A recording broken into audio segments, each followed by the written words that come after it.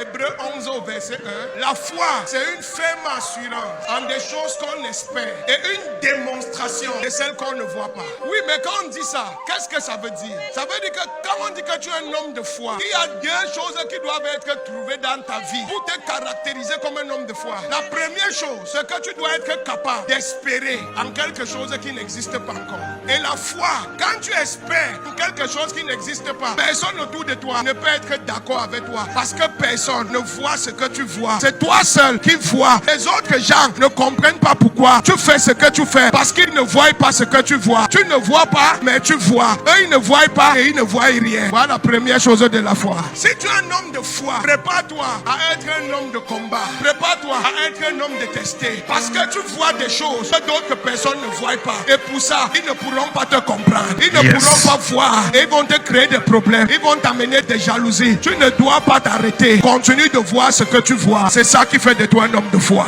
Le deuxième aspect de la foi, tu dois démontrer par tes actes que ce que tu vois existe, même si ça n'existe pas encore. Une femme qui cherche un bébé et elle dit qu'en décembre, je vais accoucher. Et elle n'a pas d'enfant, elle n'a pas d'utérus et elle n'a pas de trompe. Et en février, elle commence à aller faire l'échographie. Les gens vont lui dire, mais il n'y a pas de bébé dans ton ventre. Tu n'es pas enceinte, pourquoi tu fais l'échographie? Ils ne voient pas, mais toi tu vois. Et l'échographie, c'est la démonstration de la foi. Après, à 6 mois, tu commences la layette, tu vas refaire l'échographie. On dit, madame, vous n'êtes pas enceinte. Tu fais la layette, tu achètes le lit du bébé, tu arranges le lit du bébé. Mon frère, la Bible dit que la foi ne tombe pas, la foi ne déçoit pas. En un mois, Dieu peut faire sortir ton ventre et faire sortir le bébé. Je me vois en France, je me vois aux États-Unis, je me vois au Canada, je me vois en Espagne.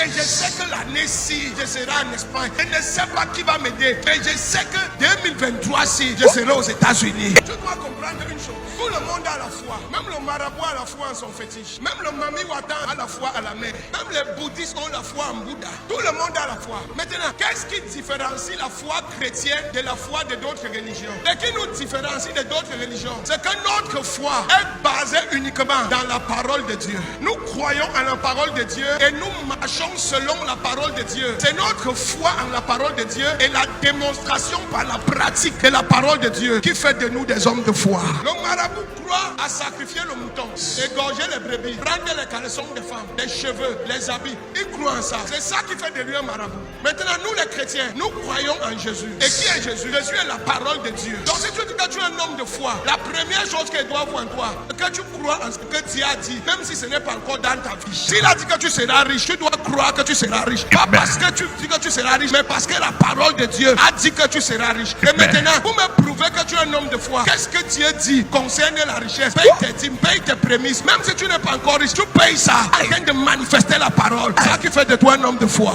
Amen.